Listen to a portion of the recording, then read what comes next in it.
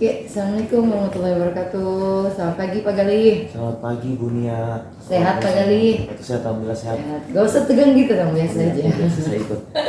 Pak Galih, nanti kita akan masuk kelas ya. Iya. Sebelum masuk kelas, saya ada pertanyaan nih, ada beberapa yang mau saya ajukan. Jadi materinya apa nih Pak Galih? Kebetulan materi pada pagi hari ini narkoba Bu, tentang Narkoba ya, tentang narkoba. Nah, kalau saya boleh tahu nih tujuan pembelajarannya apa nih Pak Galih? Tujuan pembelajarannya agar siswa mengetahui tentang bahaya dari narkoba dan cara pencegahannya. Oke, mengetahui Bahayanya dari narkoba. Tentang narkoba ya. Tentang narkoba, bahaya. Tentang narkoba. Dan bahayanya Dan ya. bahayanya, cara pencegahannya juga. Dan bahaya serta pencegahannya. Ada lagi Pak Galih? Itu aja sih. Itu aja. Ini aja ya. Iya. Jadi hanya mengetahui tentang narkoba ya. Saya pengen bilang manfaatnya tapi nggak ada manfaatnya. Manfaatnya ada juga ya, pasti ada manfaatnya gitu. Oh, untuk kesehatan ada sih kayak ganja kan kalau diolah secara baik bisa di kesehatan ya. Atau mau ditambahin lagi ya? Apa lagi nih? Kira-kira buat anaknya supaya apa gitu? Enggak, ini aja ya. Ke area, kira-kira area pengembangan yang mau dicapai apa nih dari materi narkoba ini? Siswa dapat mengetahui ya. Siswa dapat mengetahui bahayanya. Jadi siswa dapat mengetahui. Terus apalagi nih? Mengetahui bahaya narkoba. Sama sih sebetulnya Mengetahui siswa.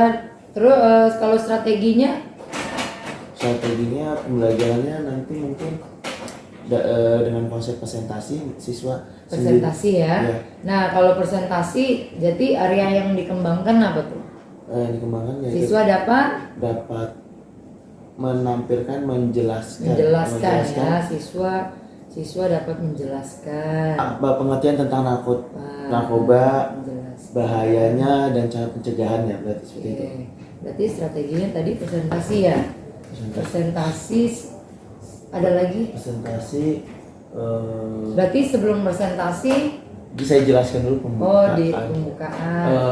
Ya, berarti pembelajaran ya, pembelajaran. Dikelompokkan oleh saya dengan 4 kelompok yang akan menjelaskan tentang narkotika, psikotropika, zat adiktif dan pencegahannya. Berarti pembelajaran berdiferensiasi ya, yang Bapak kelompokkan, ada beberapa kelompok gitu ya Pak ya. Lalu presentasi ya Pak ya. Presentasi. Oke, lanjut ada apa lagi Pak? Berarti di akhir ada evaluasi. Yes. Semacam tes gitu atau ya, gimana? tes juga kesimpulan nanti dari saya. Terus nanti ada evaluasi dan tes soal.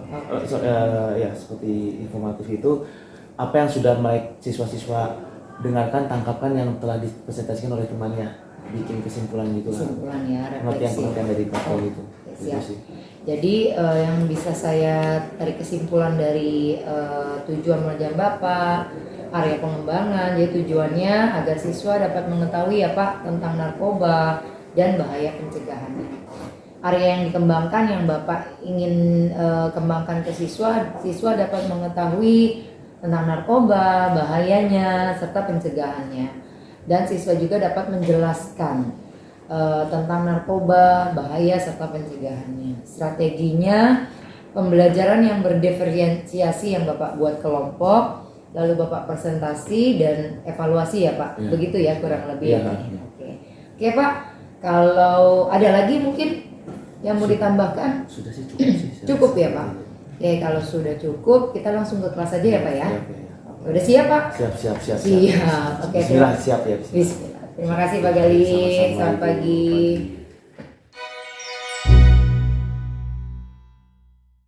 Bismillahirrahmanirrahim. Assalamualaikum warahmatullahi wabarakatuh. Waalaikumsalam warahmatullahi wabarakatuh. Ya, selamat pagi semuanya ya.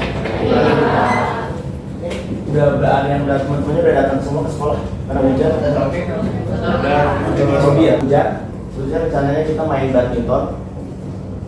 Awalnya sih rencananya saya mau 2 kelas langsung karena badminton itu simple.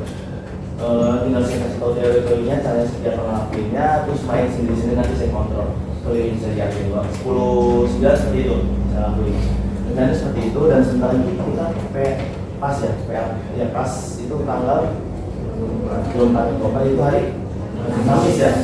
Kok kamu nggak dapat berarti masuk ke materi narkoba aja ini terus pas mungkin tertentu semester 2 dan dikondisikan ada ke depan seperti apa dan mungkin nilai-nilai yang kurang juga kita lempatin. Jadi hari ini mana narkoba yang boleh tulis ya. Saya absen dulu. Kita belum doa ya. Siapa yang mau mimpin doa? Pak Ketua Kelas. Mari kawan-kawan sebelum kita memulai pembelajaran ini, kita berdoa terlebih dahulu. Semoga apa yang kita pelajari hari ini bermanfaat bagi kita semua. Berdoa dimulai.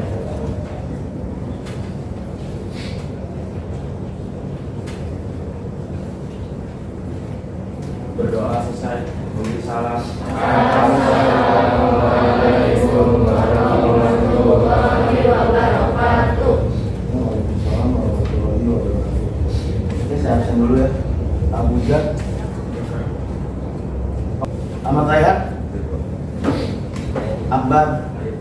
Anda langsung masuk ke materi tentang narkoba ya. Mungkin kalian waktu kesini sudah sering dari SD belajar nggak SD? Dari SMP? Ya, kita ulang aja materinya tentang narkoba. Ya oke, basicnya dasarnya ya ada berbahaya barang ya obat-obatan, barang terlarang gitu ya. Kalau barang berarti DR ya? Bawa BR? Kenapa? Ngapain tuh? Tapi kan anotasinya naik anotasi pengertiannya. Yang berbahaya, dilarang oleh pemerintah, negara dan lain-lainnya. Oh, oke, ini disebutkan narkoba itu apa aja? Golongannya satu, dua, tiga. Bisa tahu satu apa aja? Hijau, ganja, kopi, heroin. Saya rasa berarti langsung kita bentuk kelompok aja ya. Bentuk kelompok mengenai jadi dibuat kelompoknya itu ditentuin sendiri. Kalian nanti presentasi aja dari Google dibaca aja. Dibentuk kelompoknya tentang 4 kelompok ya. Temanya itu tentang narkotika itu apa, psikotropika apa, zat adiktif dan terakhir bahaya dari narkoba. Jadi itu saya cuma ngasih tentang kita ngobrol-ngobrol santai aja tadi tentang pengertian narkoba. Nanti saya bisa googling terus presentasi ke depan ke kelompok seperti itu. Ya. Bisa sekarang gitu sekarang.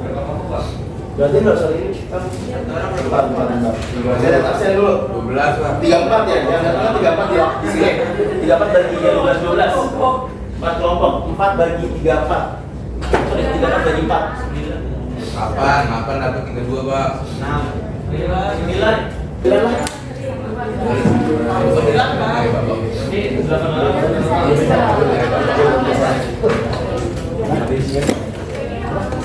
sebaris saja 1, 2, 3. Oh iya bisa juga ya. Sebenarnya terjun sendiri apa gimana nih konsepnya nih? Cepet aja langsung lihat cepet ya. Ya udah narkotika, pengertiannya, psikotropika, zat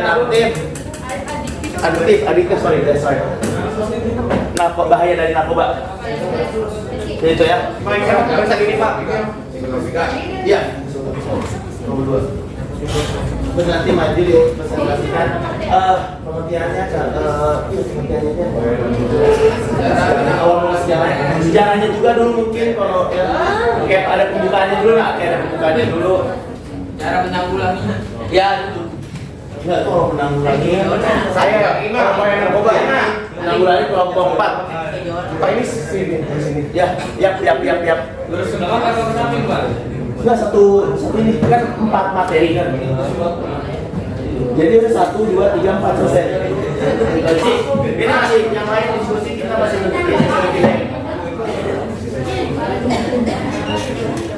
Mahal, tes. Kamu banyak fansnya.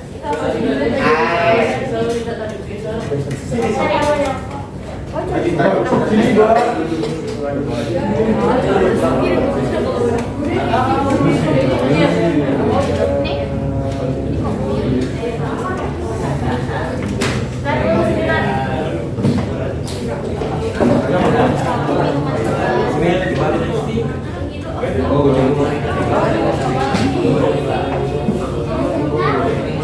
Ya.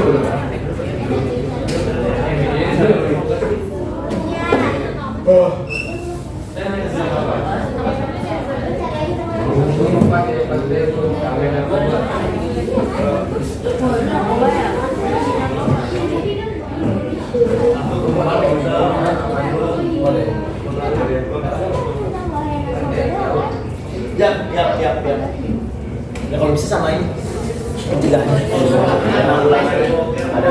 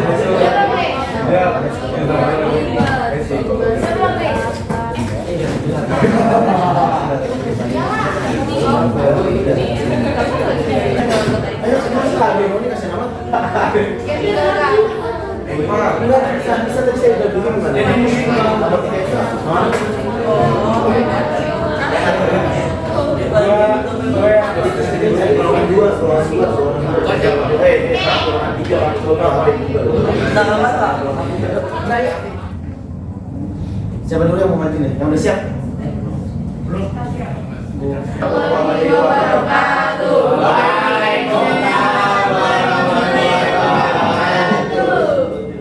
Kami dari kelompok 3 akan mempresentasikan mengenai zat adiktif. Sebelumnya, zat adiktif itu ada yang tahu nggak sih apa zat adiktif itu? Apaan tuh? Kamu nanya? Makanya ditanya, makanya ditanya. Ada tahu? Sebetulnya zat adiktif setelah saya baca tadi itu yang kalian pakai sehari-hari juga sebenarnya ada di kehidupan cinta kalian. Dilegalkan. Apa ayo? Rokok. Nah, yang masih dilegalkan setelah itu? Alkohol benar. Sabu masih dilegalkan. Alkohol dilegalkan selama masih ada kadar batas alkohol. Ya mau ke alkohol. Oke, itu adalah zat yang menyebabkan ketergantungan. Sebenarnya zat adiktif benar tadi yang kata Pak Gali ada di sekitar kita sehari-hari. Contohnya kayak kita makan juga kayak pendidik rasa, kopi, teh. Itu adiktif selama itu membuat apa ya? Membuat kecanduan. Kita bisa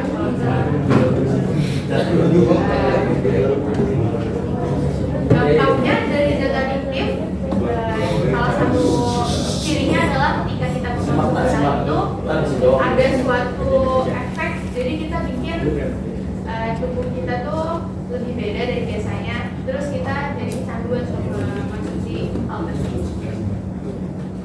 Contohnya ada nikotin, alkohol, obat tidur juga bisa. Jadi di sini nikotin itu adalah jenis zat adiktif. Sejarah dari nikotin itu sejak ribuan tahun yang lalu, daun dari tanaman tembakau, mediana, tembakau digunakan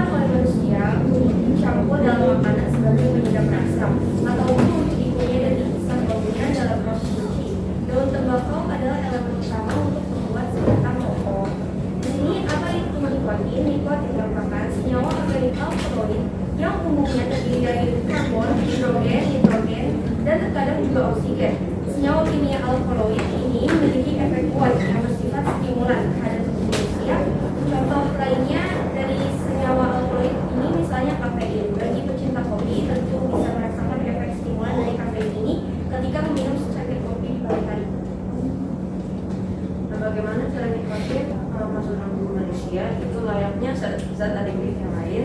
Ada beberapa cara bagi nikotin untuk terserap dalam tubuh manusia, yaitu melalui yang pertama kulit, yang kedua paru-paru, dan yang ketiga mucous membranes. Jadi caranya itu setelah terserap melalui salah satu cara di atas, nikotin akan masuk dalam sistem peredaran darah menuju ke otak dan diedarkan ke seluruh sistem tubuh. Merokok atau proses inhalasi adalah cara yang paling umum dan tercepat bagi nikotin untuk terserap dalam darah. Nah, bagaimana cara tubuh memproses nikotin? Yang pertama adalah dalam organ hati, enzim yang disebut CYP2A6 akan mencerna sekitar 80% nikotin dan akan menjadi kafein. Kemudian proses metabolisme nikotin terjadi juga dalam paru-paru. Di sini nikotin akan diubah menjadi kafein dan nikotin oksida. Yang ketiga, nikotin dapat dikeluarkan melalui urin. Sebelum mengapa urin seorang perokok akan menimbulkan bau yang sangat tajam. Nikotin ini memiliki waktu paling 24 jam. Artinya 24 jam setelah merokok, zat kafein dalam tubuh akan bersisa setengah. Yang keempat, nikotin yang selesai dalam darah juga akan disaring dalam ginjal dan akan dikeluarkan melalui urin. Nah, efek dari nikotin itu dapat mengubah fungsi otak dan tubuh kita. Nikotin membuat si perokok merasa rileks dan kemudian merasa lebih energik dan bersemangat atau sebaliknya. Semakin sering seseorang merokok akan semakin merasa ketagihan dan bertambah pula dosis yang akan digunakan. Bahan tersebut juga bisa menyebabkan peningkatan tekanan darah, detak jantung, aliran darah ke jantung, dan penyakitan arteri. Nikotin juga bisa menyebabkan pemerasan dinding arteri yang berpotensi menyebabkan serangan jantung. Obat tidur dan dampaknya terhadap kesehatan. Obat tidur adalah jenis obat yang digunakan untuk pengobatan jangka pendek terhadap masalah atau gangguan tidur. Penting untuk ini, obat ini hanya bisa diperoleh melalui resep dokter. Apabila digunakan tanpa pengawasan atau anjuran dokter, obat tidur bisa menimbulkan beragam efek samping yang berbahaya. Efek samping obat tidur, seperti halnya obat-obatan lain, obat tidur juga memiliki efek samping. Beberapa efek samping obat tidur adalah satu, sulit konsentrasi dan juga lupa. 2. Perubahan nafsu makan. 3. Tambahan berat badan. 4. Perubahan suasana hati atau mood. 5. Perubahan libido. 6. Sensasi perih atau kesulitan pada kaki, lengan, dan tangan. 7. Gangguan pencernaan seperti mual, sakit perut, diare, atau buang besar. 8. Gangguan pergerakan tubuh, salah tubuh gemetar atau tremor, gangguan koordinasi tubuh. 9. Pusing, sakit kepala. Yang kedua ada alkohol. Alkohol dalam istilah umum disebut juga sebagai grain alkohol atau etanol. Alkohol banyak digunakan dalam industri dan sains sebagai reagen, bahan bakar, dan pelarut. Saat ini alkohol banyak digunakan untuk memenuhi kebutuhan sehari-hari, mulai dari makanan, minuman, farmasi, hingga otomotif. Fungsi alkohol ini digolongkan berdasarkan kelasnya masing-masing. Misalnya, metanol digunakan sebagai bahan pelarut. Selain itu juga berguna untuk obat-obatan, pupuk, hingga plastik. Ada juga etanol sebagai bahan dasar minuman wine, etil glikol sebagai pelarut dan pelarut cat dan bahan pelarut, gliserol sebagai bahan kosmetik dan pelarut untuk obat-obatan. Lalu ada sifat-sifat dari alkohol. Sifat-sifat dari alkohol yang pertama ada bersifat mudah terbakar, memiliki kepolaran sehingga dapat larut dalam air. Sebab alkohol memiliki rantai karbon panjang sehingga menurunkan kepolarannya. Yang kedua ada titik didih alkohol lebih tinggi daripada titik didih alkana. Sebab terdapat ikatan hidrogen dalam molekuler. Terus yang ketiga, jika terdapat 1-4 atom karbon, maka akan berubah menjadi gas atau air, dan bisa berubah menjadi minyak jika terdapat 5-9 atom karbon. Efek dari alkohol ini menurut penelitian yaitu sering mabuk, dapat membuat otak menyusut atau mengecil. Semakin kita mengkonsumsi alkohol, maka semakin besar pula penyusutannya. Selain itu, terlalu banyak minum alkohol juga dapat menurunkan kemampuan berpikir dan melemahkan daya ingat otak kita, serta membuat refleks dan koordinasi gerakan tubuh terganggu. Adapun dampak negatif yang ditimbulkan dalam minuman keras antara lain: 1. Cacat pada janin. penelitian menunjukkan bahwa mengonsumsi minuman beralkohol dalam jumlah tertentu bisa menyebabkan kecacatan pada bayi. Para ahli kesehatan tetap menyarankan wanita hamil untuk tidak mengkonsumsinya, apalagi jika sedang dalam masa kehamilan 3 bulan pertama. Hal ini dilakukan untuk mencegah kelahiran bayi secara prematur atau guguran. 2. Kerusakan pada sistem pencernaan. Meminum minuman keras dalam jangka panjang akan sangat berisiko terkena peradangan kronis terhadap saluran pencernaan lambung, bisa mengalami kelainan termasuk usus yang selesainya bisa berubah menjadi sesar ganas. 3. Kerusakan pada otak. Kerusakan otak yang bisa diakibatkan dari minuman keras adalah menurunkan fungsi otak. Risiko depresi dan frustasi itu kian meningkat. Adapun dampak positifnya,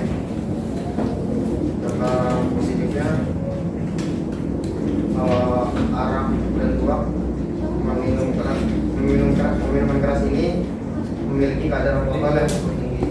Tuak berhasil meningkatkan badan karena mengandung efek penghalang. Kalau wine dengan dosis segelas anggur per hari bagi para wanita yang dapat menaikkan tingkat estrogen yang memperlambat kerusakan tulang serta mengurangi resiko mati muda hingga 33%. Sedangkan bagi para pria, wine mampu mengurangi resiko terjadinya kanker prostat.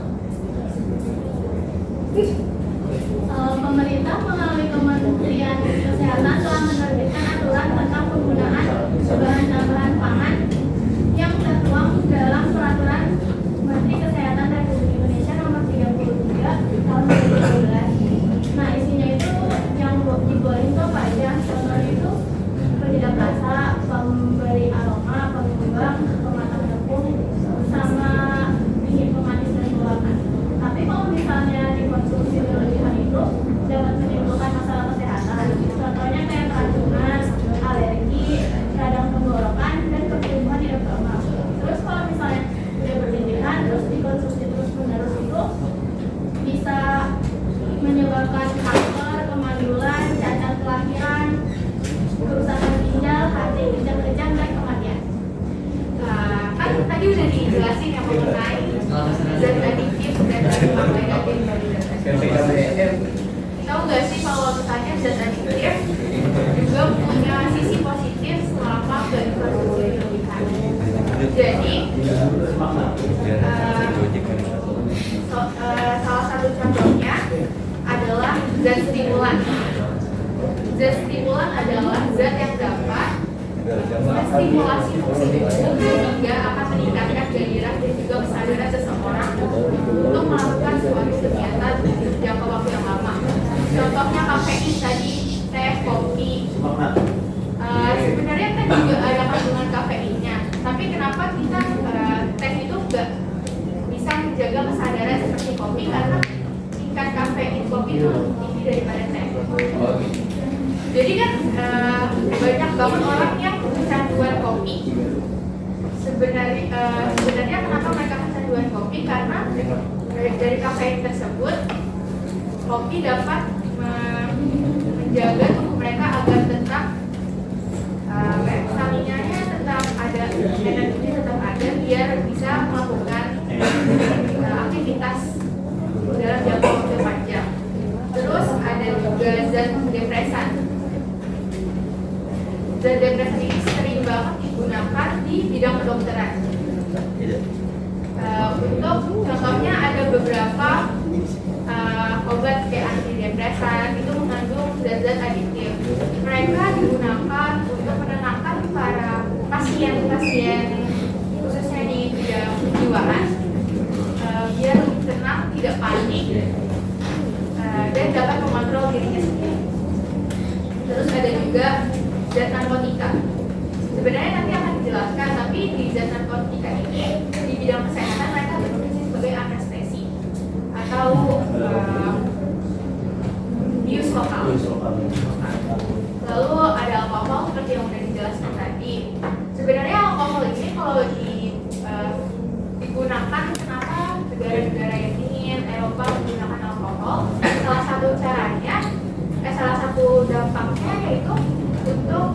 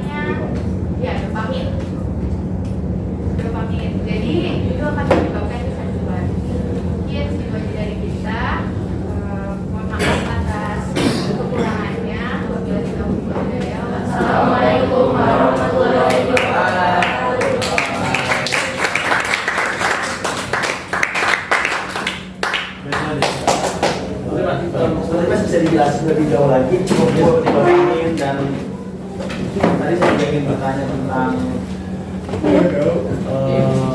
nikotin itu kadarnya berapa sampai dilegalkan, atau berapa kadarnya sampai dilegalkan. Saya juga pengen nanya itu, tapi karena kendala waktu, jadi di lain kesempatan kita bisa bahas lebih jauh lagi. Sesi tanya jawabnya mungkin itu lebih tepatnya di lain kesempatan karena kendala waktu. Oke, tadi seperti saya sudah jelaskan berkali-kali, diulang-ulang terus. Dibikin laporan versi kalian, apa yang kalian ketahui setelah teman-teman kalian jelaskan tentang narkotika itu apa. Tulis secara sederhana aja, psikotropika apa secara sederhana, zat aktif itu apa secara sederhana, dan penanggulangan dan pencegahan narkoba, bahaya narkoba juga secara sederhana aja. Di kertas dirobek, esai dikumpulkan. Oke, baik, setelah kelompok itu maju tadi, apa yang kalian dapatkan? Maksudnya mungkin yang sudah kalian terima kesimpulannya dari kalian, coba ada salah satu orang yang bisa menyampaikan. Siapa yuk? Jadi tahu bahayanya narkoba. Yang itu bahaya narkoba, terus tadi udah paham, udah tahu bahayanya, lalu cara pencegahannya itu sebetulnya kalian sebutkan untuk kelompok 4 semua ya. Kan jenis-jenisnya bisa kamu bilang, saya jadi tahu jenis-jenisnya. Nikotin itu apa, psikotropika apa kan? Samping ada undang-undangnya lagi, bukan ada undang-undangnya juga. Ada manfaatnya juga kalau digunakan secara baik di bidang medis, dan ada kadar tertentunya. Karena itu kan digabungkan dari kelompok lainnya juga, bukan cuma kelompok 4 doang. Paling kaya berarti sudah selesai cukup. Nanti tugasnya dikerjakan nanti dikumpulkan. Kita berdoa penutup tadi. Akbar yang mimpin, Akbar juga yang nutup. Bersiap. Ayo kalau sebelum kita menutup hari ini kita belajar hari ini, lebih baiknya kita berdoa dulu. Semoga yang kita pelajari tadi barusan bermanfaat bagi kita semua. Amin amin ya rabbal alamin. Berdoa dimulai.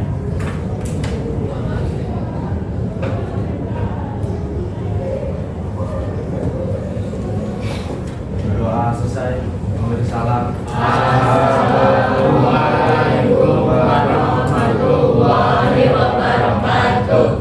Waalaikumsalam warahmatullahi wabarakatuh.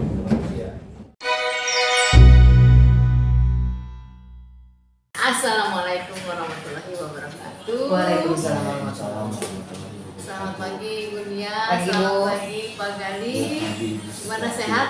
Sehat alhamdulillah. Alhamdulillah. Ya. Baik. Iya, pertama-tama mengucapkan terima kasih kepada Bapak Gali ya yang telah mendukung mensupport program dari Ibu Nia yang pada saat ini Pak Gali sebagai coaching ya, dan sudah diobservasi ya, dari pra sampai pelaksanaan di kelas. Gimana perasaan Pak Gali? Saya ada banyak flash deg-degan, saya orang yang joget apalagi dilihatin, ya direkam, ini apa yang harus saya lakukan. Dibilangnya udah biasa aja tapi nggak bisa dilihatin direkam, tapi berjalannya waktu udah masuk dapat feelnya relax lagi, tenang lagi, karena hal baru juga. Satu hal yang baru ya Pak Gali ya. Iya. Ya, ini adalah salah satu aplikasi itu Merdeka Belajar ya, di mana kita menerapkan supervisi akademik dengan metode gitu. Mudah-mudahan ini menjadikan bisa diterapkan di SMA. Ya, Pak Gali, untuk sesi berikut ini adalah pasca observasi, di mana Ibu Nia sebagai coach akan memberikan meminta pernyataan atau keterangan dari Pak Gali setelah pelaksanaan observasi ya, atau kita sebut dengan supervisi akademik itu. Bagaimana pelaksanaan, dan mungkin nanti ibunya akan menjelaskan selama observasi apa yang saja sudah dilakukan ya, apa yang sudah terjadi. Mungkin nanti ibunya akan menjelaskan yang berhubungan dengan pembelajaran berdiferensiasi atau KSE ya. Berdiferensiasi dari KSE itu adalah kompetisi sosial nasional. Ini merupakan kecirian ya, kekhususan untuk Merdeka Belajar yang harus diterapkan di kelas. Itu saja dari Pak Gali. Mungkin ada yang boleh tanyakan?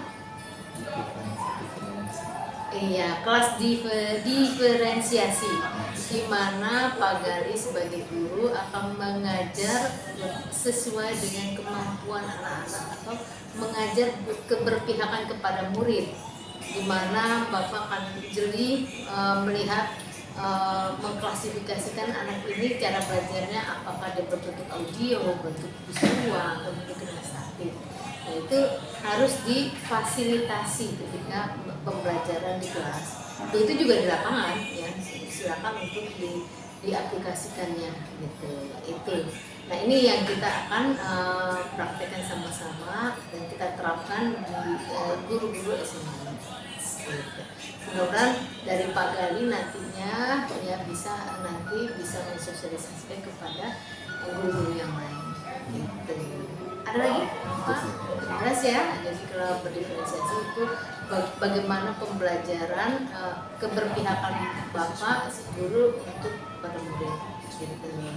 Kalau KSE adalah apa Pak? Emosional. Iya, sosial emosional, di mana di sini anak dilibatkan untuk bisa beradaptasi, ya, beretika, ya, sesuai dengan kondisi dan situasi gitu. Nah, ini peran guru yang luar biasa karena KS ini adalah aplikasi dari profil mahasiswa. Itu dari ekspresinya juga, Bu. Responnya siswa kan, emosional. Iya, nah, KS itu ada manajemen diri, ya enggak? Terus relasinya sesama temannya. Nah itu harus kita jaga sama-sama gitu di dalam kelas itu biar kondusif. Maka terjadilah adanya mindfulness antara guru dengan siswa, harus mindfulness, harus benar-benar utuh ada di dalam kelas sehingga pembelajaran itu bisa terjadi interaktif yang menyenangkan dengan tidak ada unsur kepaksaan. Mindfulness. Main itu pikiran yang utuh, sepenuhnya, ya, perasaan hati itu sepenuhnya ada di kelas gitu. Fokuslah bahasa keren kita. Nah, ini banyak cara untuk membuat anak-anak mindfulness, yaitu bisa dengan ice breaking, ya, dengan pokoknya membuat anak itu menyenangkan. Kembali lagi tuh, gitu. Mindfulness itu bisa diletakkan di awal, di tengah, dan di akhir proses. Itu perannya guru melihat, karena guru di sini posisinya sebagai among, ya, iya, sebagai tidak lagi sebagai penguasa kelas tersebut gitu. Anak-anak aku harus mengikuti, tapi sekarang sudah tidak lagi. Tapi guru adalah sebagai penuntun, mitra belajar mereka sehingga mereka ada rasa percaya bersama. Jelas? Oke, cukup ya Pak ya? Kalau gitu saya persilakan untuk Bu Mia melaksanakan tahap berikutnya, itu pada Ibu Nia persilakan. Baik, terima kasih Bu Wati. Assalamualaikum warahmatullahi wabarakatuh. Waalaikumsalam warahmatullahi wabarakatuh. Sehat Pak Gali? Sehat, Alhamdulillah. Ambil nafas dulu 4 kali, ambil nafas, tahan, jangan dikeluarin di bawah. Buang nafas perlahan lagi, ambil nafas, buang nafas lagi, buang nafas sekali lagi. Oke, relax. Relax. Ya, Pak Gali nggak usah tegang.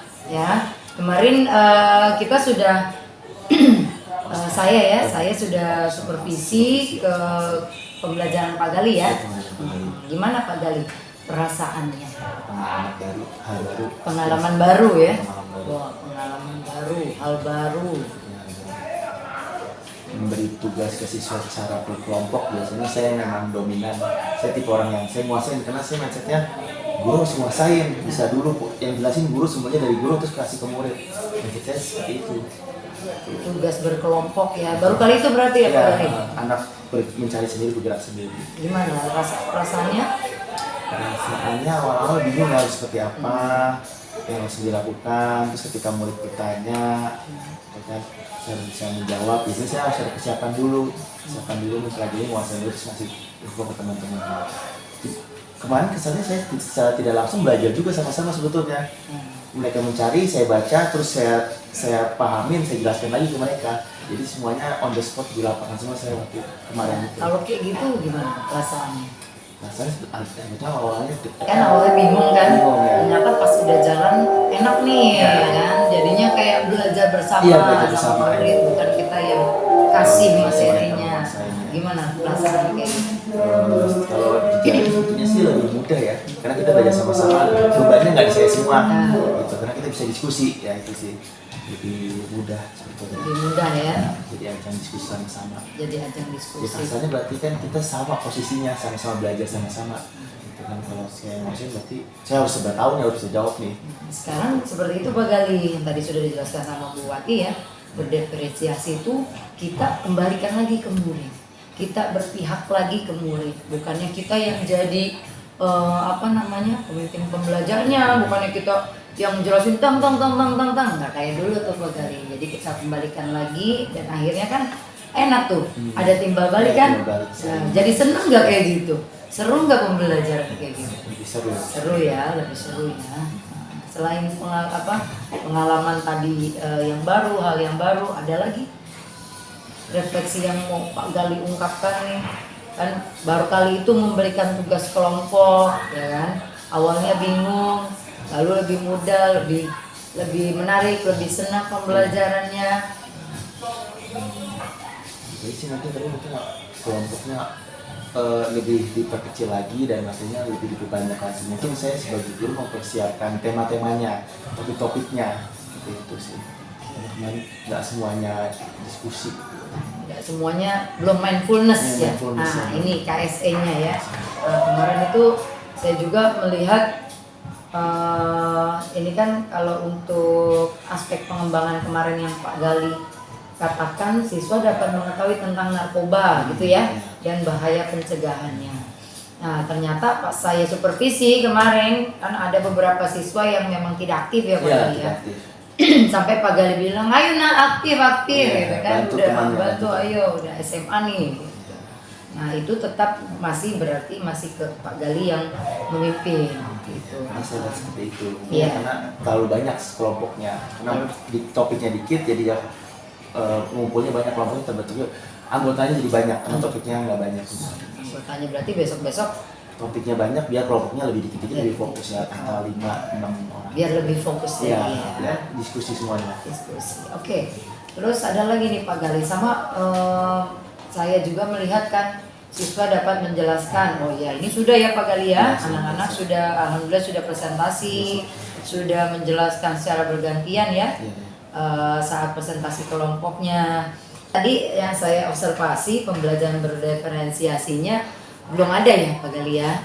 Jadi memang Pak Gali menyarankan untuk buat kelompok gitu ya, menuntun murid untuk buat kelompok, tapi Pak Gali langsung ya udah nak satu baris saja. Iya. Nah gitu kan, ini satu baris ini, satu baris ini gitu. Iya.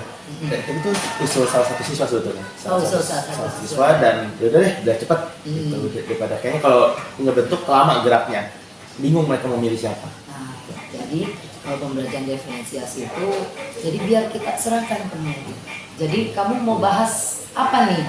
Kan kemarin ada berapa kelompoknya? 4. 4 ya? Ya tentang apa? Narkotika, psikotropika, zat adiktif dan bahaya ya. bahayanya. Bahayanya. Jadi ya nanti pembelajaran berikutnya mungkin Pak Gali bisa membuat seperti itu. Yuk siapa silakan. Gak apa-apa, mereka mencari minatnya. Ya kalau kemarin ya udah sebaris saja, ini aja. Nah, itu belum Diferensiasi. Ya itu Pak Gali. Terus yang KSE, nah KSE itu sosial emosional, ya sosial emosional untuk manajemen dirinya. Ya yang paling penting adalah mindfulness. Mindfulness tuh dia berada sepenuhnya di kelas. Kemarin saya lihat masih ada yang main handphone ya Pak ya. Iya, kurang mindfulness ya. Ada yang ngeleher kepalanya gitu ya Pak ya. Gak apa-apa, nanti berikutnya gimana caranya Pak Gali bisa ditimbangin lagi di Iya, dengan cara stretching mungkin atau ice breaking. Ya, ice breaking di kelas kan Pak Gali banyak nih. Ice breakingnya di luar. Wah, saya kalau lihat Pak Gali ngajar ice breakingnya banyak, sih suka contek tuh. Nah, makanya di kelas juga harus lebih banyak lagi ice breaking. Nah, lalu diskusi kelompok. Nah, yang tadi menentukan kelompoknya ya. Alangkah baiknya sih ketika kelompok itu dibuat, gimana caranya anak-anak itu satu tempat gitu. Kalau ini kan sebaris saja. Dia tidak berdiskusi kalau seperti itu. posisinya. Nah, posisinya seharusnya gimana tuh? Mungkin hadap-hadapan atau lingkaran Iya. gitu. Yang semuanya tatap-tatapan lah istilahnya. Iya. Yang namanya diskusi Lihat kan tuh, begini ya, ya Pak ya. benar. Maksudnya diskusi, woi. Yang jauh lagi, apalagi yang ujung Yang belakang. ujung. belakang. Jadi kan tidak efektif Iya benar. diskusinya ya. Untuk presentasi, presentasi juga nih Pak Gali, catatan untuk Pak Gali ya. Boleh saja guru melakukan refleksi ya, refleksi ketika presentasi, setelah presentasi. Jangan anak-anak lagi presentasi bapak nyelak nih, apa nyelak tuh katanya ya, masuk gitu. Masuk, ya. Masuk menjelaskan kan, suka gitu ya Pak Gali ya. Saat presentasi, iya nih nak, gini. Namanya kan memotong pembicaraan anak ya, diskusi, presentasinya gitu. Boleh saja Pak Gali, boleh saja melakukan evaluasi ataupun refleksi nanti di akhir. setelah presentasi. Anak itu dia presentasi terus nanti kalau sudah selesai kayak anak-anak tadi itu gini. Oke, jangan pas di tengah-tengah jalan dipotong ya, jadi narkoba gini loh. Itu memotong pembicaraan dan saat presentasi anak tersebut ya Pak. Ya, nah itu yang saya lihat sih ya. Sama evaluasinya, ini udah evaluasinya dilakukan pas saat itu, pas saat presentasi gitu kan. Pas saat presentasi Pak Gali masuk melakukan, iya no ini jadi gimana menurut kalian. Nah, tiba-tiba yang kelompok berapa itu ya kemarin ada yang maju, Pak Gali langsung kok saya nggak salah tuh langsung ngomong, ya ini menurut kalian seperti apa? Ada yang seperti itu. Jadi tadi saya katakan, boleh Pak Gali melakukan evaluasi, boleh melakukan refleksi tapi pada saat selesai presentasi. Selesai presentasi ya. Dan untuk jedanya itu kelompok 1 dan selesai presentasi, selagi nunggu kelompok 2 maju, saya boleh Boleh, di situ iya, jedanya. Jangan pas anak lagi presentasi Pak Gali langsung jeder aja. Jedanya pergantian kelompok lah istilahnya. Pergantian kelompok boleh, misalnya kesimpulannya. Jadi kesimpulannya selagi menunggu kelompok selanjutnya maju. gitu ya. Itu sih saya lihat dari observasi yang saya lihat.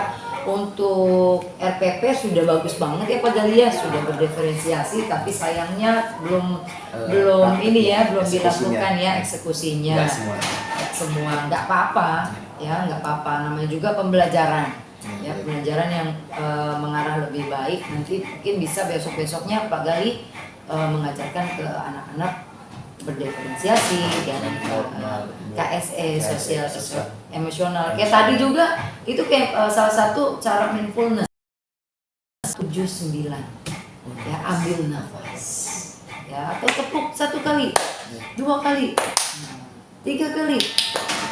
Kalau saya gitu kemarin ya, cuma memang saya juga belum banyak melakukan breathing di kelas ya Pak Gali. Ini saya mau tanya sih sebenarnya, apa kesulitan Pak Gali saat melakukan pembelajaran di kelas maupun di lapangan? Ini secara keseluruhan semuanya apa kemarin di keseluruhan? Pak Gali kan baru berapa tahun di sini? Bulan ya, hitungannya bulan. Dulu di mana Pak Gali? Di SMK 48. SMK 48 kan kebanyakan cewek ya. SMK, kalau di sini kan cowok. Lebih seimbang lah Seimbang. cewek cowoknya. Adakah kesulitan atau yang Pak Gali rasakan ya, yang Pak Gali bisa ceritakan ke saya? Mungkin dari pengawasan kelas, siswanya lebih variatif, karakter dan sifatnya juga lebih banyak lagi, terutama yang cowok. Mungkin kalau cowok itu lebih ke banyak tingkah lakunya, actionnya, tindakan. Kalau wanita lebih banyak verbalnya, cerewetnya mungkin ya, itu sih. Ya, jadi lebih variasi. Kalau dulu mungkin lebih kalau di sekolah yang lama karena banyak ceweknya, jadi cukup dia banyak bawelnya aja, apa istilahnya ya, protes lah, kritikannya mungkin lebih banyak kritikannya. Kalau wanita suka dan tidak disukainya ketika apa yang saya ingin berikan, apa yang saya ingin lakukan. Kalau pria lebih banyak kecicilan, istilahnya kemana-mana perginya, susah diatur, ketika disuruh duduk, fokus, pandangan kemana, bukannya duduk malah tiduran, disuruh ngumpul malah masih main. Apa ya, istilahnya berarti lebih variasi tingkah laku siswanya. Itu sih yang saya alami. Dan di sini 2 kelas, saya agak-agak masih kesulitan untuk menghandle 2 kelas. Oh, 2 kelas, karena 2 kelas sekaligus ya, karena kan kalau yang di sekolah lama 1 kelas 36 dan wanita dan wanitanya lebih banyak. Lebih banyak, jadi emang ya dia kalau disuruh duduk rapi, mungkin ya lebih banyak suaranya aja, komentar-komentar. Dan cowok yang susah diatur, disuruh maju ke depan, mendekat, susah, maunya di belakang. Cowok kan karakternya memang seperti itu, senangnya di belakang, mau di depan.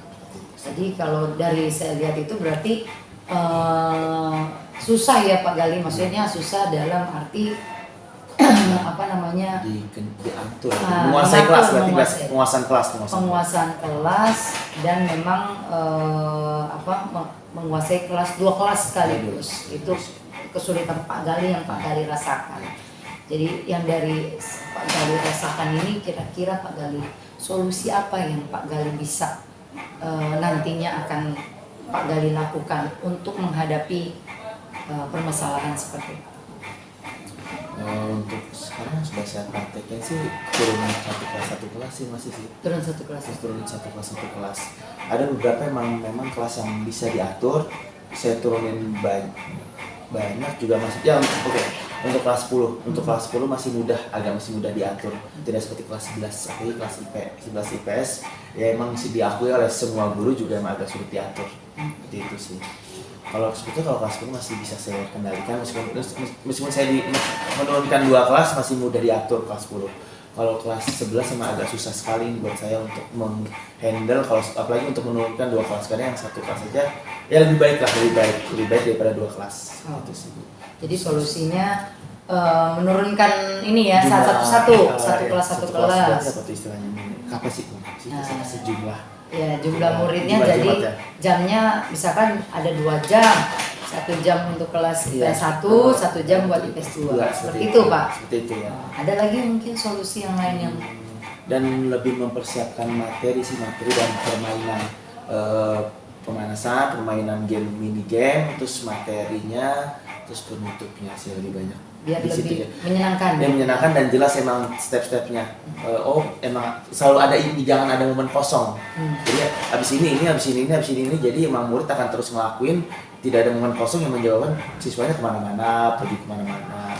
Gitu. Kalau Pak Gali turunkan 1 kelas, terus yang kelas yang satunya di kelas. Nah itu bagaimana tuh handle-nya nanti? Di kelas. Kalau dianya keluar, gimana tuh solusinya? Saya sih bilangnya sih di kelas aja anteng, jangan keluar, jangan berisik, nanti gantian. Nanti yang ini masuk kamu keluar, seperti itu. Ada lagi selain solusi yang seperti itu? Kalau solusi seperti itu kan yang satu di kelas, yang satu di luar. Nah kan Pak Gali ada di lapangan nih, satunya ada di kelas. Nah, Pak Gali nggak bisa tahu kan, nggak bisa kontrol nih yang di kelas. Nah itu gimana tuh Pak Gali? Solusi lain lah yang mungkin bisa Pak Gali ini kan mungkin sudah efektif menurut Pak Gali, tapi kan yang satunya masih di kelas, Pak Gali nggak bisa kontrol. Gimana tuh? Oke, mungkin bisa dikasih kepercayaan ke ketua kelasnya, itu bisa, atau tidak saya kasih materi secara teori. Ini dibaca, dipelajari dulu, nanti setelah itu nanti di lapangan ya apa yang kamu baca kita praktekkan. Mungkin bisa seperti itu solusinya juga. Berarti yang di kelas itu diberikan materi dulu. Teorinya dulu, secara teori dulu, biar dia tetap anteng gitu ya. Bahasanya anteng nih. Biar tetap stay di kelas, yang satunya tetap di lapangan. Seperti itu solusinya. Terus strateginya, tadi solusi ya, strategi ke depannya. hampir sama lah ya. kurang lebih seperti itu sih. Dan saya juga masih yang seperti yang ibu bilang, saya masih 5 bulan di sini masih kayak mencari sela-selaannya, kayak gimana mainnya. Sebetulnya emang apa yang apa yang semua itu harus dipraktekin dulu sih, bukan cuma sekedar konsep doang, konsep saja, tapi apa yang kita pikirkan dipraktekin, terus kita lihat reaksi siswa seperti apa, yang terjadi di lapangan seperti apa, dan nanti bisa dievaluasi, bisa direvisi. Oh, kalau seperti ini yang saya keluarkan seperti ini, efeknya seperti ini, jadi saya harus ganti yang ini, atau tidak trik cara yang saya lakukan berhasil. Oh, cara ini berhasil, ya udah dipertahankan, tinggal ditambah lagi hal yang baru. Ya, saya masih mencari-cari lah kasarnya. Untuk cara yang ini udah berhasil belum? Rasanya sebetulnya saya lebih bisa menguasai, mood saya juga lebih happy juga, senang juga, karena saya ikut IPS ya. Saya kadang setelah aja, aduh kayak begini ya, agak-agak ada frustasi. Saya tipe orang yang emang kepikiran, tipe gampang stres juga, mood saya juga turun. Gimana ya ini ya, kok berantakan terus, gimana cara handle-nya, antara kesel, emosi, sebenarnya apa sih masa saya harus, ada kasarnya manusiawi mungkin ya, ada pikiran, masa gue harus resign sih, masa harus nyerah sih, jangan resign jangan mundur bisa nih ada solusinya. Kan saya juga ada di sini, posisi ini juga perjuangannya panjang. Kalau di sini juga saya hidup, nanti apa yang saya lakukan dan kehidupan saya seperti apa, ada momen seperti pikiran seperintas saja lah istilahnya, harus tetap dijalani, perjuangkan. Mungkin itu memang stres sesaat, frustasi sesaat doang sih. Itu pas ketika 2 kelas, udah deh daripada dibawa enjoy aja, dibawa tenang aja, enak aja. Nah ini pekerjaan jangan sampai bikin kamu stres, bikin kepikiran, cari solusinya bikin kamu nyaman. Pekerjaan sudah berat, sudah banyak, jangan sampai hal yang receh-receh seperti ini menambah beban kamu. Jadi udah saya nggak mau putus, udah coba aja satu kelas. Moodnya lebih baik sih, lebih ke kontrol, lebih happy lagi, lebih senang lagi satu kelas. Lebih bisa kontrol kelasnya ya. Untuk reaksi anak-anaknya Pak?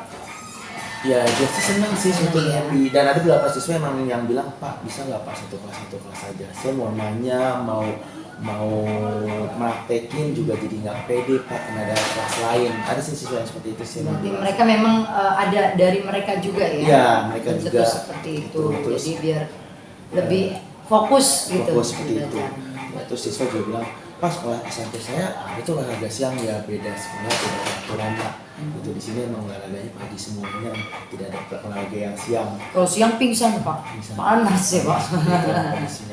Jauh seperti itu sih. Jadi emang dibuatnya turun 22 dan pagi semuanya. Ada lagi Pak strategi selain tadi Bapak sempet down juga tuh ya? Iya, sempat down ya. Ini saya baru cerita ke Bunia. Oh iya, baru cerita ke saya ya. Padahal kita udah kalau apa-apa sering ngobrol, tapi memang agak-agak diem ya Pak. Memang menjaga atau bagaimana Bapak tuh? Ya diem. Berjalannya waktu mungkin proses dewasa saya nggak semuanya saya ceritakan. Dulu saya emang ekspresif, semuanya saya ceritain. Tapi kok saya ngerasa semuanya saya ceritain, jadi kelihatan sisi lemahnya saya, buruknya saya. Proses dewasa mungkin ya. Jadi kayak sejak di sini dan sebelumnya emang lebih disimpan aja saya, dikit aja seperti itu sih. Itu sih. Jadi sekarang lebih di keep gitu ya. Ya. Padahal udah enggak, kalau udah ngedown mah nggak usah ini ya. Nggak usah ditahan. Karena saya kan ada teman sejawatnya, ada apalagi misalnya solusi yang lain, nggak hanya Bapak mengajar satu-satu terus Bapak tahan sendiri gitu. Ada mungkin solusi atau strategi yang lain yang bisa Bapak ini kan? Belum tahu, tapi ini kan emang kelas 11 ini kan lebih lama dari kelas saya kasarnya kan. Kalau yang kelas 10 ini kan kita sama-sama datang bersama, mungkin juga karena masih baru, mereka agak-agak polos lah, masih belum berani lah, belum banyak tingkah karena masih kelas 10 juga datangnya bareng. Ya, kalau kelas 11 ini kan emang udah, dan mereka mungkin istilahnya orang-orang yang dulu belajarnya online, terus baru kelihatan karakternya seperti ini, ternyata seperti ini tingkah lakunya, dan mungkin karena emang IPS kan emang karakternya seperti itu orang-orangnya gitu kan. Dan mungkin sebenarnya asumsinya nanti yang kelas 10 ini ketika naik ke kelas 11 bisa dihandle. Iya. Karena kita sama-sama datangnya belajar sama-sama. Belajar sama-sama ya. Ini ya bareng-bareng ya. Karena mungkin kelas 10 tadi kelas 11 karena belum ketemu Bapak gitu ya di kelas 10, jadi dia masih dan dia orang juga yang kesana kemari lah ya. Oke. Oke Pak, lanjut rencana tindak lanjutnya Bapak. Rencana kedepannya seperti apa sih gitu kan? Tadi Bapak udah kasih tahu strateginya ke saya. Strateginya satu-satu Bu, turunin. Yang satu dikasih materi, yang satu diturunin satu. Nah, biar saya bisa menguasai kelas, biar saya nggak keteteran dengan 2 kelas, anak-anak pun senang, itu pun kemauan anak-anak. Nah, untuk kedepannya, rencana kedepannya nih buat Bapak apa? Tetap seperti itu atau rencana saya gini Bu, saya mau kayak Bunia 2 langsung. Nah, gimana caranya saya bisa ya misalkan seperti itu? Gimana tuh Pak? Ya betul.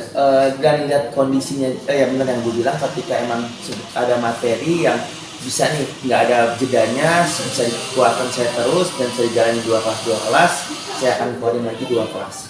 Mungkin kemarin itu karena sudah semakin materi sudah semakin habis mungkin ya, dan ya jadi saya pisah aja gitu. Yang awal-awal kan saya emang 2 kelas memang berjalan karena emang materinya ada dan saya sudah mempersiapkan semuanya bisa dijalani secara 2 kelas dari pemanasan, permainannya, terus masuk ke materinya dan penutupnya itu ada. Memang kalau memang memungkinkan dan ada bisa saya turunkan 2 kelas gitu. Mungkin nanti juga saya akan tambahkan teori-teori di kelas dan saya akan keluarkan juga soal-soal latihan.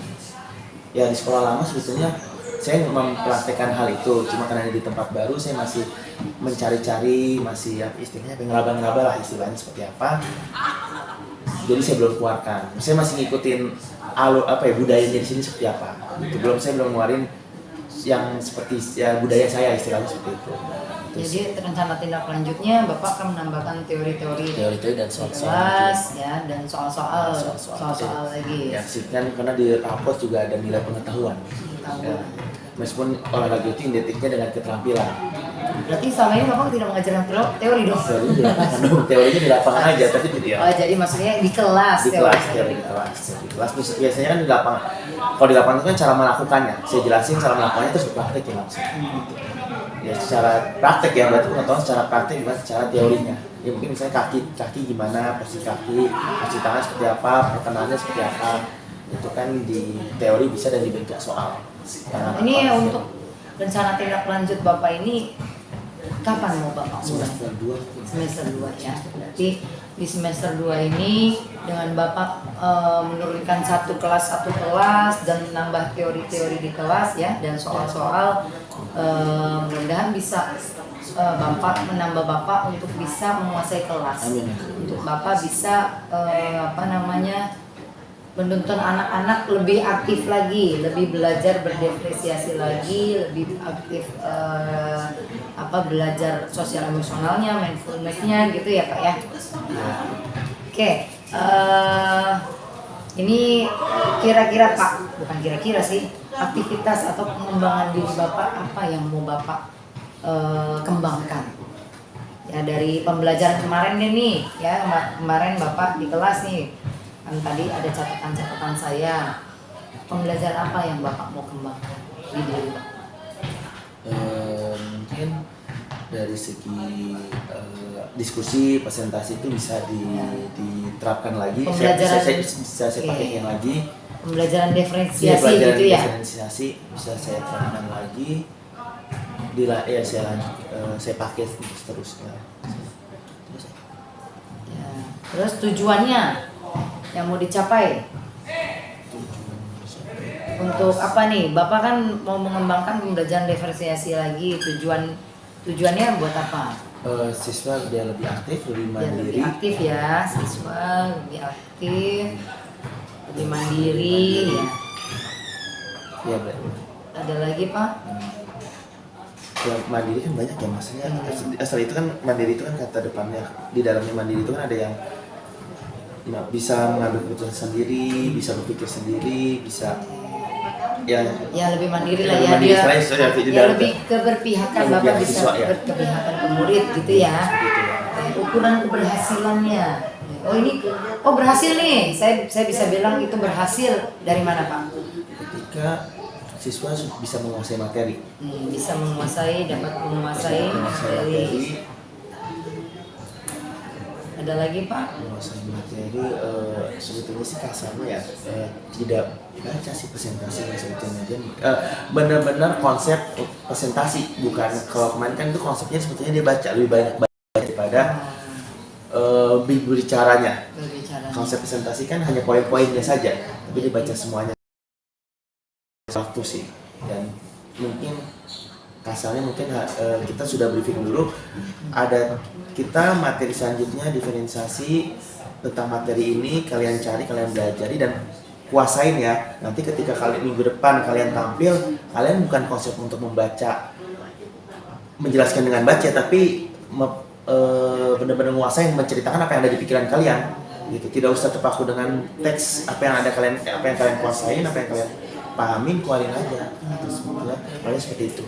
Jadi intinya itu dapat menguasai materi lah ya. Materi lah, jadi ukuran keberhasilannya dari tujuan Bapak itu dapat menguasai materi dan tidak bisa instansi yang butuh waktu belajar. Ya mungkin ya kasarnya seminggu lah. Dikasih ini dulu, dikasih waktu untuk belajar, mempersiapkan. Ya, karena emang olahraga juga seminggu sekali kan.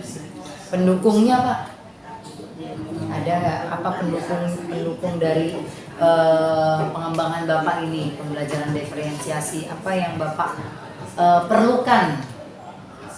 Mungkin ya dari apa dukungan apa yang Bapak perlukan dari pembelajaran diferensiasi ini? Materi-materinya sih ya. Materi, Bapak harus belajar materi gitu. Belajar materinya, jadi mungkin bisa lewat seminar gitu. Oh ya, seminar seperti itu juga, dan atau tidak belajar mandiri sih. Belajar mandiri atau belajar dengan saya. Ya, oke, siap.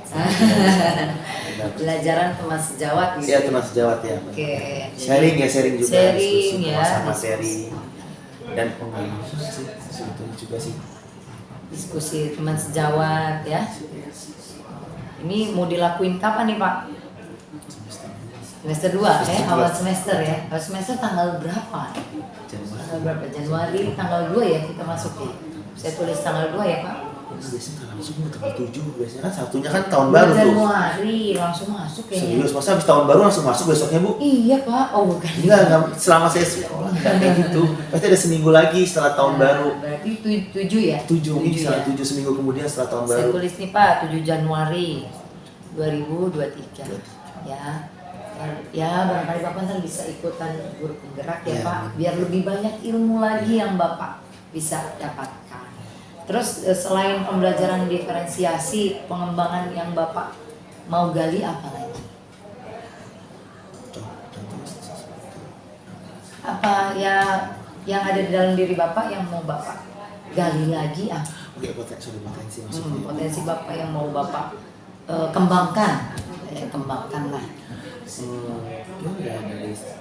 Mungkin dari segi cara mengajar, penguasaan cara materi. mengajar, oke. Cara mengajar ya. Cara mengajar, penguasaan materi, penguasaan kelas, belajar berbicara, merespon kritikan siswa, merespon kritikan siswa, tanggapan siswa, cara menjawabnya seperti apa, meresponnya secara bijaksana, dan mungkin ada diselipin juga dengan ketegasannya dengan poin-poinnya. Emang kalau kebijakannya A, ya sudah. Tapi saya tipe orang yang tidak suka murid harus ikutin saya A ya A, nggak mau tahu seperti apa ya A. Tapi saya kadang memberikan pemahaman kenapa harus seperti ini, karena ada sebabnya seperti ini, alasannya seperti ini. Jadi kita paham, makanya kadang belakangan kalau ke siswa itu saya bilang kerjasamanya aja, sama-sama pengertiannya emang seperti ini, apa adanya, kebijakan seperti ini, kita sama-sama jalanin aja gitu. Saya selalu berusaha ngasih pengertian ke siswa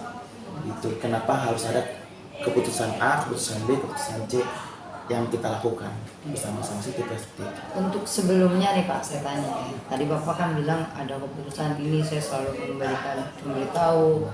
Sebelum pembelajaran Bapak ada nggak kesepakatan kelas yang Bapak lontarkan ke anak-anak? Nah, kita belajar tentang ini, ayo kesepakatannya apa? Ada nggak yang seperti itu? Ada, tapi tidak kuat. Tapi ada ya, maksudnya ya dengan kesepakatan kelas yang kita lontarkan ke anak, itu salah satu bisa membantu kita loh Pak, untuk menguasai kelas. Benar sih, benar.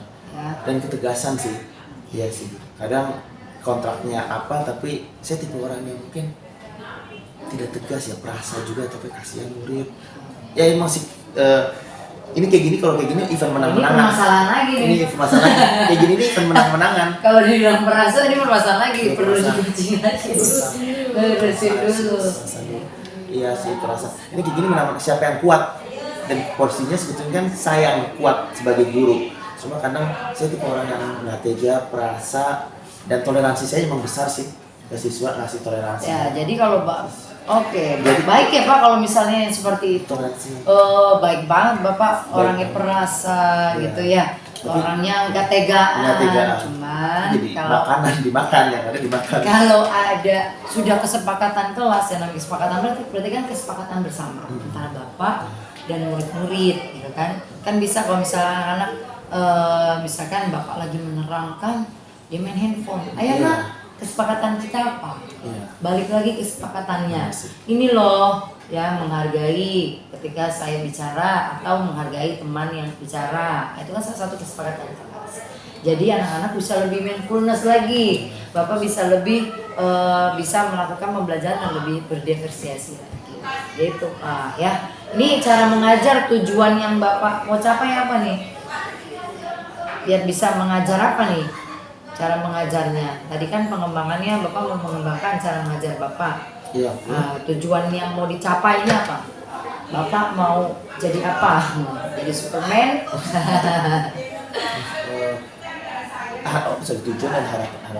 Tujuannya Bapak kan yang mau Bapak kembangkan tadi cara mengajar Bapak nih.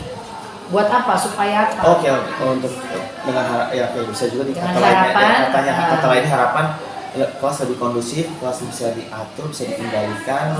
Agar dapat menguasai kelas nih Menguasai berarti kelas, ya. harapannya menguasai kelas. Menguasai kelas. Tujuannya Menguasai kelas dan ya win-win solution. Maksudnya ya saya juga mendapatkan apa yang saya inginkan dan siswa juga merasa happy, senang juga dengan apa yang saya berikan. Itu jadi sih.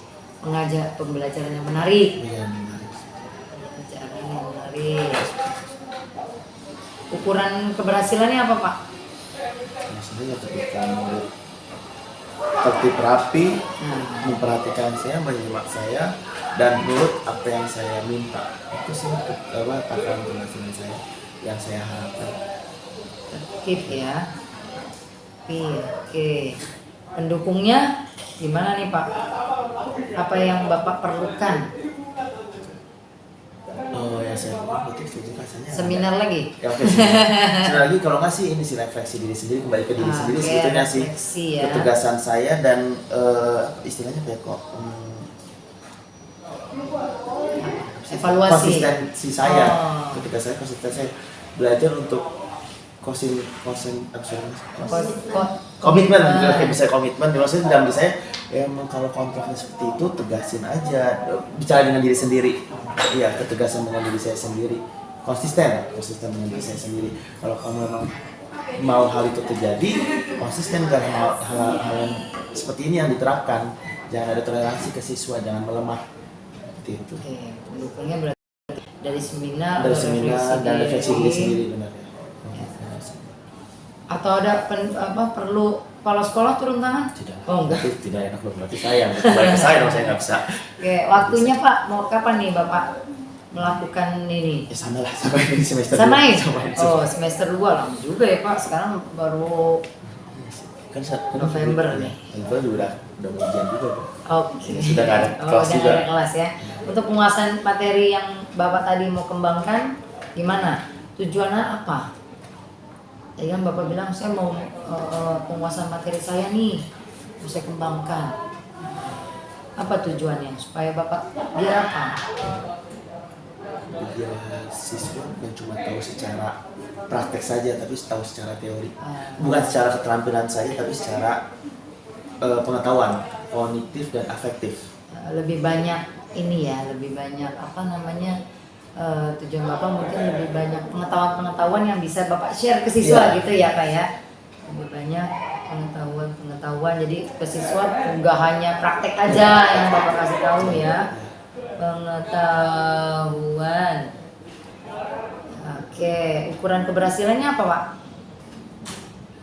Yang keberhasilannya nilai pengetahuannya bagus. Oh, nilai pengetahuannya bagus ya. Itu nilai-nilai formatifnya. Formatifnya berarti. Atau nilai-nilai yang kayak pas, Iya. biasanya gitu ya. Iya.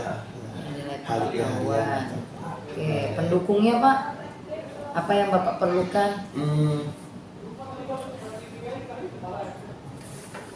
Ya materi. Apa ada materinya Bapak cari di mana Oke, misalnya? materinya saya bisa cari di Google atau buku paket. Oh, Siswa juga pendukungnya buku paket. Oke. Siswa juga saya berikan buku paket Buku atau paket. tidak dalam bentuk PDF. Siswa atau guru gitu ya. Bisa juga buku paket. Oke. Dari Google juga bisa. Google. Dan biasanya saya kalau ujiannya itu kasih materinya, teorinya, terus pulang ada ujian di Quizizz, saya ngasih Oh, Quizizz Quizizz. untuk mengerjakan soal-soal yang saya berikan. Pendukungnya bisa dari Quizizz bisa ya Pak, Ya, Quizizz. cari soal Iya. apa nanti. Ya benar, mereka kerjakan, saya udah kasih teorinya, kerjakan, terus kita bahas soalnya. Oke. Nah, tanggal berapa sama juga Ya, nih? sama juga. Samain awal masuk berarti ya Pak ya. masuk, ya, masuk. Oke. Terus penguasaan kelasnya tujuannya tadi Bapak cara ngajar. Sekarang penguasaan kelasnya nih yang Bapak mau kembangkan tadi katanya. Tujuannya untuk apa? Ya, Tujuan yang mau dicapainya apa nih Pak dari Bapak mau mengembangkan lagi tentang penguasaan kelasnya? Tujuannya biar kondusif sih kita kondusif. Kondusif ya, agar dapat menguasai kelas gitu ya. Iya, menguasai kelas. Kalau siswa agar lebih kondusif. Ya, lebih kondusif, lebih tertib, lebih Oke. ya, terus Lebih kondusif lah ya. kondusif dan menjalankan instruksi saya. Apa ya namanya? Kalau menjalankan menyepakati kesepakatan kelas yang Bapak ini kan ya. Menyepakati kesepakatan kelas. Oke. Ukuran keberhasilannya apa Pak? Sama ya, siswa tertib gitu ini ya. Oke. Ini kan cara mengajar dan penguasaan kelas. Tertib, rapi gitu ya Pak. Sama sih. Ya, ini juga seminar. Perlu apa Bapak untuk Bapak bisa mengembangkan penguasaan kelas? Perlu misalkan melihat teman sejawat. Ya, itu juga bisa melihat teman sejawat juga bisa. Bisa ya dengan Iya.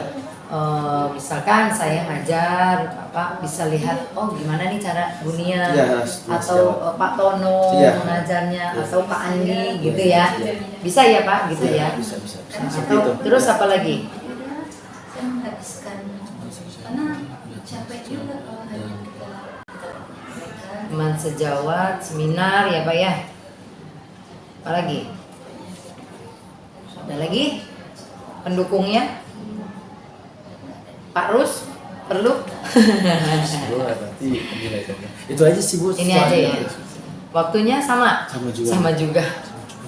Ya berarti saya tarik ya Pak dari tadi dari pasca observasi, dari rencana pengembangan diri yang Bapak mau lakukan, berarti Bapak akan lakukan semua ini di awal pembelajaran baru ya Pak ya, awal semester 2. Mudah-mudahan apa yang Bapak mau kembangkan seperti diferensiasi, cara ngajar Bapak, penguasaan materi ya, sama penguasaan kelas Bapak bisa lakukan di awal semester nanti gitu Bapak. Mungkin ada yang mau Bapak sampaikan ke saya atau Tidak sih. sudah cukup sih, ya? sudah cukup, ya. Oke, sudah cukup. Semoga kedepannya nanti Bapak lebih baik lagi ya Pak ya dalam pengajaran dan Bapak bisa menerapkan pembelajaran berdiferensiasi, pembelajaran sosial emosional, gitu ya Pak ya, mindfulness. Oke, sudah mungkin Pak. Kalau tidak ada lagi yang mau sampaikan? Cukup ya. Ya baik Pak. Terima kasih Pak Gali.